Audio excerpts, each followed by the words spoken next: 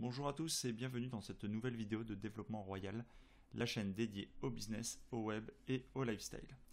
Donc dans cette nouvelle vidéo, nous verrons comment ajouter puis traduire les mentions légales sur votre boutique Shopify. Si vous avez déjà regardé ma vidéo sur les traductions des notifications dans Shopify, vous savez qu'il est primordial que l'ensemble de votre site inspire confiance à vos clients.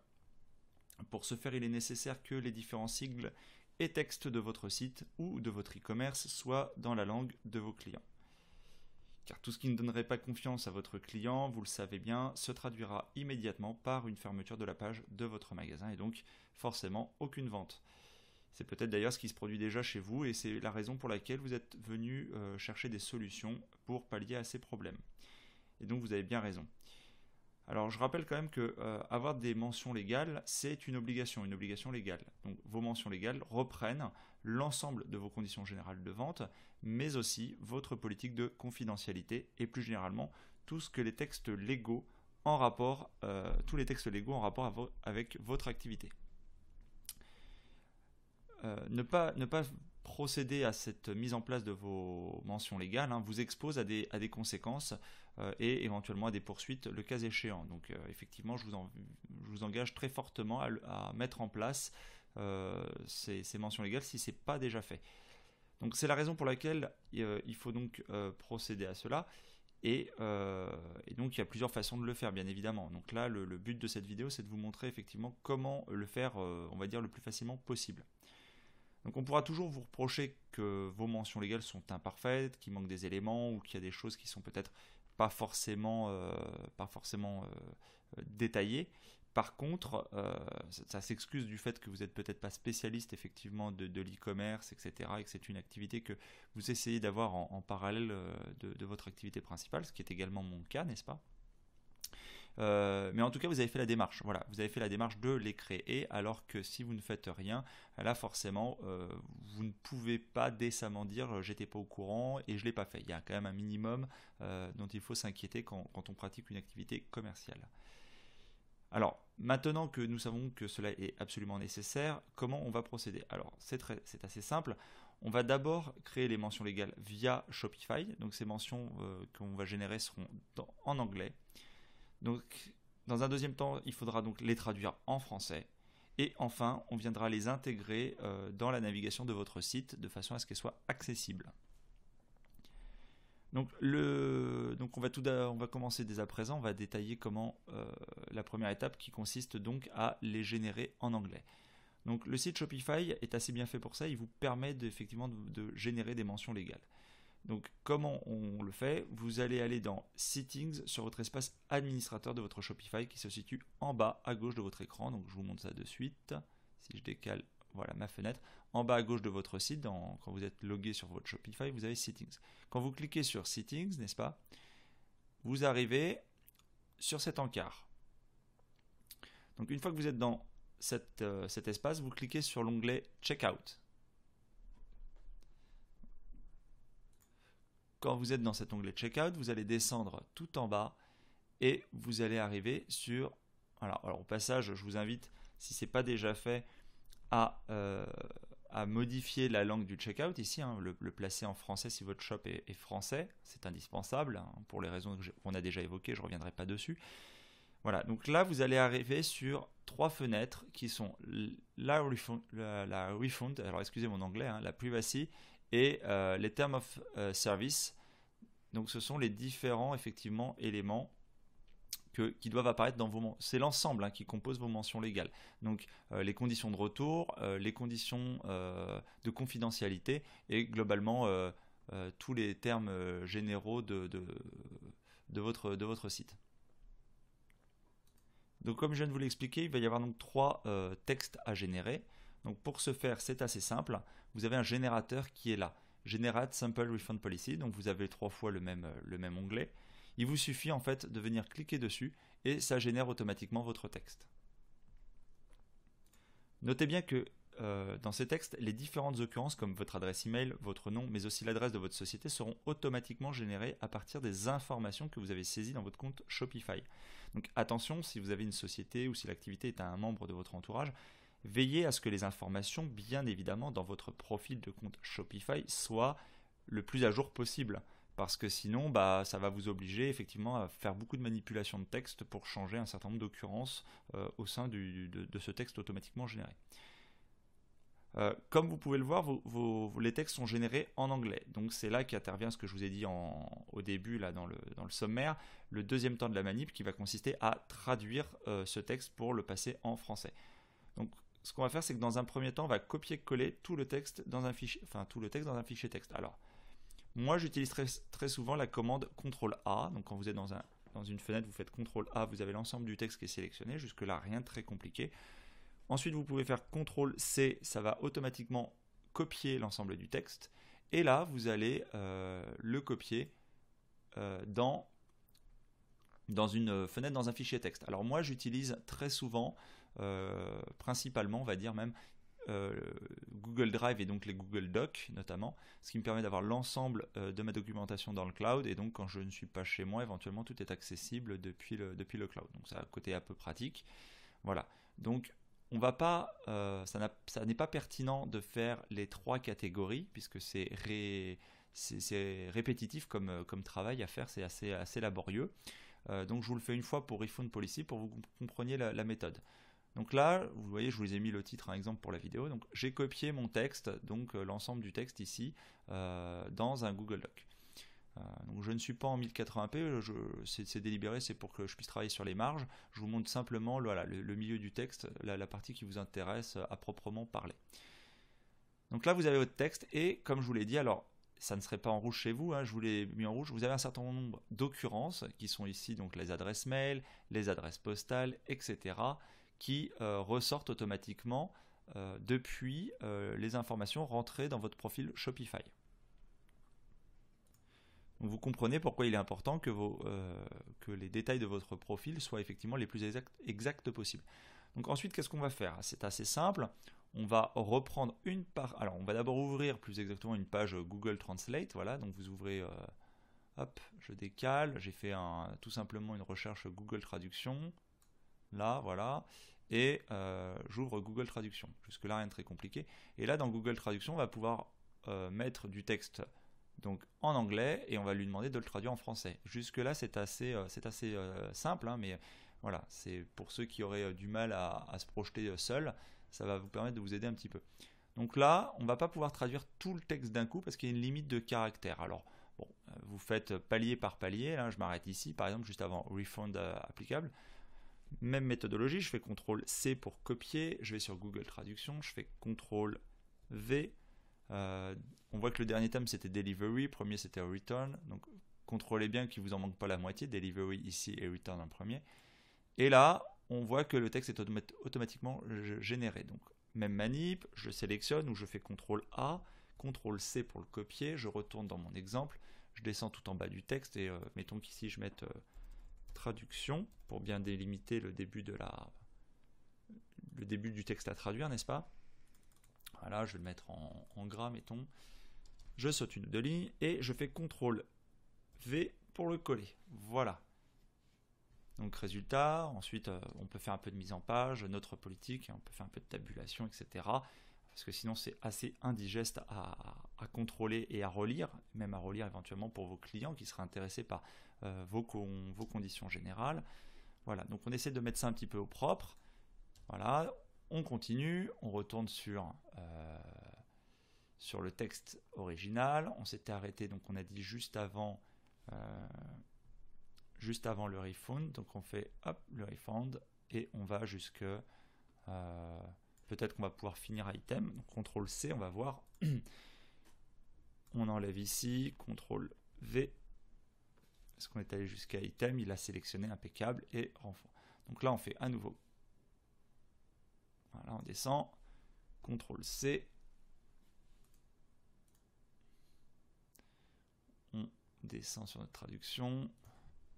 On saute une ou deux lignes. CTRL-V pour coller à nouveau. Et on a le texte de coller. Et à nouveau, on va pouvoir le mettre un peu, faire une tabulation, sauter une ligne. Là, on voit que livraison, c'est un titre de catégorie, par exemple. Donc, on peut le mettre un peu en évidence. Voilà, on peut sauter Le produit, voilà, si on veut mettre en évidence l'adresse de retour du produit, etc., etc. Ok. Voilà. Donc là, j'ai très simplement traduit la première partie. Donc si on retourne là-dessus, j'ai traduit la refund policy qui n'était pas la plus grosse des catégories. Donc ça vous demandera un peu plus de boulot pour la privacy et la term of service, qui sont des catégories avec plus d'occurrences à remplir et à traduire. Mais c'est exactement le même processus, hein, de copier le texte, puis utiliser Google Traduction pour le transcrire. Alors bien évidemment, soyez attentifs à vérifier la qualité de la traduction que Google vous propose. Donc relisez bien la traduction obtenue pour vérifier qu'il n'y a pas d'incohérence majeure. Alors ça peut être des incohérences liées bien évidemment à la qualité de la traduction, ça peut aussi être tout simplement non pas des incohérences, mais des choses qui ne correspondraient pas à ce que vous souhaitez pour votre commerce. Je m'explique. Là, j'ai mis notre politique, par exemple, par défaut, Shopify vous génère une politique qui dure 30 jours, si 30 jours se sont écoulés, etc., depuis votre achat. Si vous estimez que c'est au bout de 14 jours, ou 20 jours, peu importe, il faut le noter.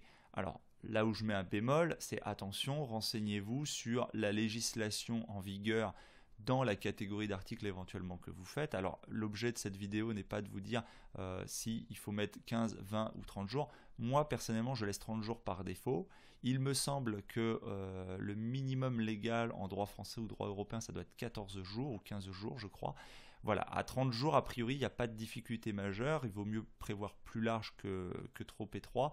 C'est une fausse bonne idée, selon moi, mais on ne sait pas l'objet, encore une fois, de la vidéo, de vouloir raccourcir en se disant, au moins, ça m'évite d'avoir trop de retours de SAV, etc. Ça fait partie du jeu, éventuellement, d'avoir un service, d'avoir un SAV, d'avoir des retours de produits une fois de temps en temps, ou de l'insatisfaction de clients. Ça fait partie, on va dire, du travail de l'e-commerce et du commerçant en général, que de essayer de satisfaire le client et puis de temps en temps d'avoir des clients insatisfaits. D'accord ? Donc anticipez ça bien dans vos business plans et dans votre idée de développement de votre activité commerciale.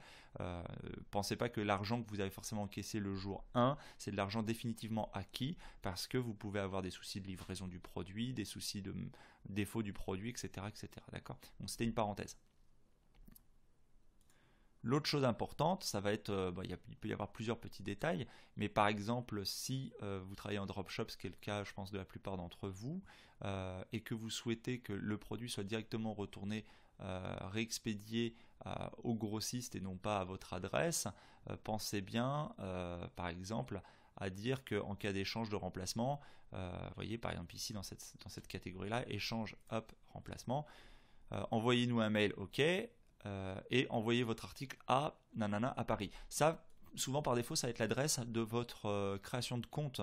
Donc la création de compte, c'est votre adresse postale, c'est l'adresse du siège social de votre société, de votre SASU, de votre SAS, de votre statut d'auto-entrepreneur, etc.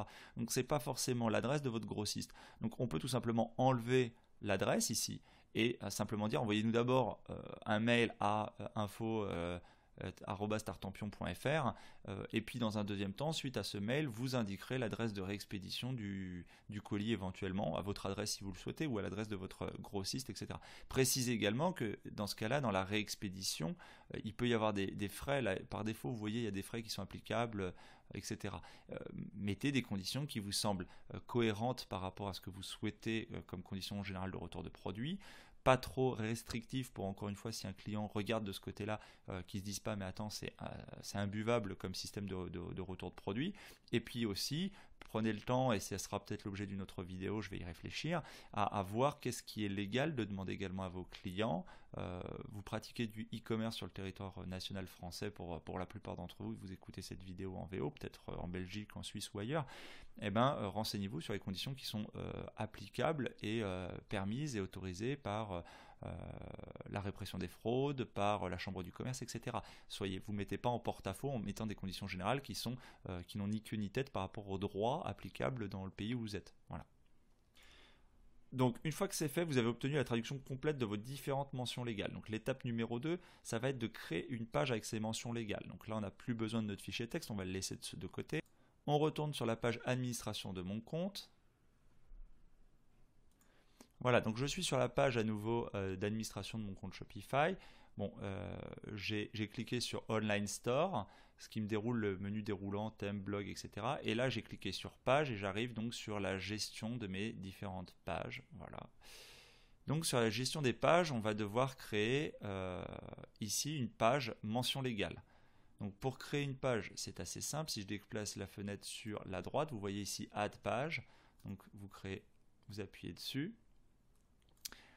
Là, vous allez pouvoir rentrer ici mention légale et dans ce champ ici, c'est ici que vous allez venir faire CTRL-C de vos conditions légales globales. Une fois que vous avez traduit les 3 catégories, vous mettez ces 3 catégories traduites dans un même document à la suite. Et puis vous faites, avec une petite présentation, vous mettez les titres en rouge, les sous-titres en bleu, vous faites un peu de tabulation, que tout ça, ça soit un petit peu aéré et lisible. Bien sûr, vous avez bien vérifié plusieurs fois que le texte était cohérent, vous avez encore une fois vérifié ça au regard du droit applicable dans votre pays où vous pratiquez votre activité. Et vous faites ensuite une implantation dans ce texte-là. Donc CTRL-C, CTRL-C dans votre document, CTRL-V pour coller dans cette fenêtre. Et une fois que c'est fait, vous n'avez plus qu'à sauvegarder. Donc ici, je ne le fais pas. Moi, ma page existe déjà. On va aller...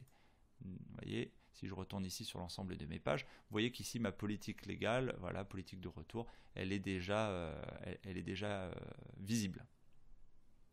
On arrive à l'étape numéro 3. L'étape numéro 3, ça va être donc cette page est créée, il y a vos mentions légales, il va falloir la placer dans la navigation de votre site. Donc pour la placer dans la navigation de votre site, on va aller sur l'onglet qui est ici à gauche sous page navigation. Quand je suis sous navigation, donc on voit différentes possibilités. Généralement, sur la plupart des sites, les mentions légales vont figurer en bas du site, dans le footer, ou en haut du site dans la barre d'options, ou dans le header. Moi, je pense personnellement qu'il est préférable de la mettre dans le footer car ça incite moins votre client potentiel à la consulter et donc à risquer de se poser des questions sur des délais de livraison, par exemple, parce que vous allez indiquer que vous avez des délais de livraison de 2 à 3 semaines si vous êtes en dropshop, de façon à ce qu'on ne puisse pas éventuellement venir vous le reprocher non plus. C'était bien spécifié, n'est-ce pas? C'est important de jouer là une certaine transparence de ce côté-là. Il faut bien comprendre qu'il est dans notre intérêt que le site inspire confiance au client, qu'il faut bien évidemment faire en sorte qu'il soit au maximum satisfait du produit acheté. Donc, encore une fois, je le redis, je le dis souvent, pensez bien à commander un certain nombre de vos produits en amont, à les vérifier, de voir que vos produits sont effectivement de la qualité que vous espérez pour vos clients et qu'ils soient satisfaits de ce produit. Un client satisfait, c'est un client qui va parler de vous, éventuellement qui va revenir. Donc, il faut que l'expérience en tant qu'acheteur soit la plus satisfaisante possible. Donc tout ce qui peut faire douter ou l'amener à se poser des questions est naturellement un frein à son achat. D'accord? Donc si effectivement les mentions légales, si c'est la première chose que vous affichez en rouge sur votre site, que vous avez 3 semaines de délai de livraison et que le gars il est habitué à commander et d'avoir en 24 heures ou 48 heures avec Amazon, il peut se dire ah bah non, c'est trop long, je vais peut-être aller voir sur Amazon. Alors qu'en fait, peut-être qu'il ne trouverait pas le produit, qui serait plus cher que sur votre site et puis bon, peu importe. Voilà, d'accord? Donc mention légale, oui. Maintenant les afficher au bon endroit, un endroit assez judicieux, à la fois accessible et pour autant pas forcément la première chose. C'est comme si sur certains produits de consommation courante, vous avez regardé déjà la notice, je ne sais pas moi, d'un micro-ondes. C'est comme si on marquait en gros sur le micro-ondes attention, dangereux pour les chats. Bien évidemment, si on met son chat dans un micro-ondes, c'est très dangereux, mais c'est pas l'usage normal qu'on va faire effectivement de son micro-ondes. Vous voyez, c'est le même principe. Ok, si pour autant la parenthèse est judicieuse. Donc là, vous allez déterminer où est-ce que vous voulez les ranger. Donc moi, si comme moi vous avez du mal avec votre thème à les mettre dans les conditions générales dans le footer, moi vous voyez j'ai mis mention légale, mais ça n'apparaît pas dans mon footer systématiquement. Disons que selon si je suis sur une navigation sur un ordinateur ou sur une navigation sur un smartphone, ça n'apparaît pas forcément les mentions légales. Donc j'ai doublé, je les ai également mis dans le menu. Donc si je vais dans menu, vous voyez ici que sur le menu déroulant de la fac, donc le forum des questions, j'ai mes mentions légales qui apparaissent là. Donc j'ai choisi de ne pas les mettre forcément à côté de accueil, qui sommes-nous, etc., etc. Je les ai précisées plutôt sous le déroulé de questions-réponses. Si les gens ont des questions, ils peuvent trouver les mentions légales dedans. Voilà. Alors, donc comment je fais pour refaire ça? Donc c'est assez simple. On va aller sur Add menu item. Ici, vous allez créer donc mention ou oui, mention légale ou conditions légales, etc. On va mettre mention pour faire simple. Voilà. Vous allez rajouter votre page.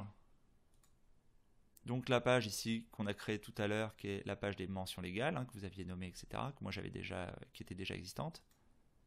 Et vous allez faire Add. Et là, vous avez votre page qui est apparue. Une fois que cette page elle est apparue, eh bien c'est assez simple. Il ne vous reste plus qu'à la prendre et à venir la poser là où vous voulez qu'elle soit. Donc soit là, elle est dans Nous contacter, soit elle peut être ici à hauteur dans le menu, soit ce que j'ai fait quand je l'ai mis dans Fac, elle est, vous voyez, sous l'arborescence de Fac, ce qui fait qu'elle apparaîtra quand on le déroulera dans Fac. Bon, je la supprime ici puisque moi j'ai déjà mes mentions légales, voilà, remove. Pensez bien, une fois que vous avez fait ça, bien évidemment, à sauvegarder ici en bas toutes ces modifications pour qu'elles soient bien évidemment appliquées à votre site. Une fois que ça c'est fait, alors là je ne vais pas le faire parce qu'on irait directement sur mon site et ce n'est pas forcément le but, pensez bien à vérifier que l'ensemble de ces changements ont bien été pris en compte sur votre site web. Donc vous ouvrez votre navigateur, vous ouvrez votre adresse web de votre Shopify et vous vérifiez que dans la navigation, eh bien maintenant vous avez vos mentions légales qui sont inscrites dans une page par exemple sous votre fac ou à côté de votre menu, dans votre footer en fonction de votre thème. Voilà, parce que évidemment, hop, si on avait voulu, dans le footer, on aurait exactement procédé de la même façon. Très bien. Ok. J'espère que cette vidéo vous a plu et vous a apporté quelque chose, puisqu'elle est maintenant finie. Si vous souhaitez bénéficier de mon service et gagner du temps, parce que vous avez vu que la traduction de ces notifications, enfin de ces conditions, de ces mentions légales est assez longue et fastidieuse, je vous invite très fortement à visiter le service que je propose sur 5euros.com, dont vous trouverez le lien dans le descriptif de la vidéo. Ça vous permettra de gagner du temps si vous n'avez pas forcément le temps et l'énergie à consacrer à ce travail, on va dire, un peu administratif, et si vous voulez vous consacrer à d'autres aspects de votre business, ce qui est toujours intéressant, parce que ça c'est quand même un peu rébarbatif. Voilà, je vous ai montré comment simplifier les choses au maximum, mais malheureusement il faudra quand même que vous y consacriez au moins 1 heure ou 2 minimum. Vous pouvez aussi, si vous voulez participer et m'aider à faire ces vidéos, tout simplement en faisant un petit don sur ma cagnotte Litchi. Alors tous les dons sont les bienvenus, il n'y a pas de petits dons, parce que figurez-vous que l'achat du matériel, l'audio, la vidéo, etc., nécessite, même les licences pour les différents outils de capture d'écran et autres, nécessite effectivement un investissement. Donc je vous invite très fortement, même à un don symbolique d'1 euro ou 2 euros, ça me fera toujours très plaisir de voir que des gens participent au fait que je fais ces vidéos. Voilà. Donc tout ça dans la descriptive de la vidéo, bien évidemment. N'hésitez pas aussi, et bien sûr, à me laisser un commentaire si vous avez aimé la vidéo, si vous avez des questions sur la vidéo, s'il y a des choses que vous aimeriez que j'améliore, qui sont imparfaites, et ça je peux tout à fait l'entendre et il n'y a pas de difficulté, il ne faut pas hésiter. Toute reproche constructif sera bien évidemment étudié avec attention. Par contre, les commentaires stupides, vous pouvez bien évidemment vous les épargner. Voilà, donc n'hésitez pas à partager, à liker la vidéo, etc. et à vous abonner à la chaîne. J'essaierai d'être aussi régulier que possible, même si là, ça fait bien 1 mois, je pense que j'ai pas réussi à poster quelque chose, si c'est pas plus. Voilà, donc c'est dans les bonnes résolutions pour 2018, d'essayer de vous faire du contenu un peu plus régulièrement. Voilà, je vous dis à très bientôt. Merci en tout cas pour votre attention et bon e-commerce. Allez, ciao, ciao.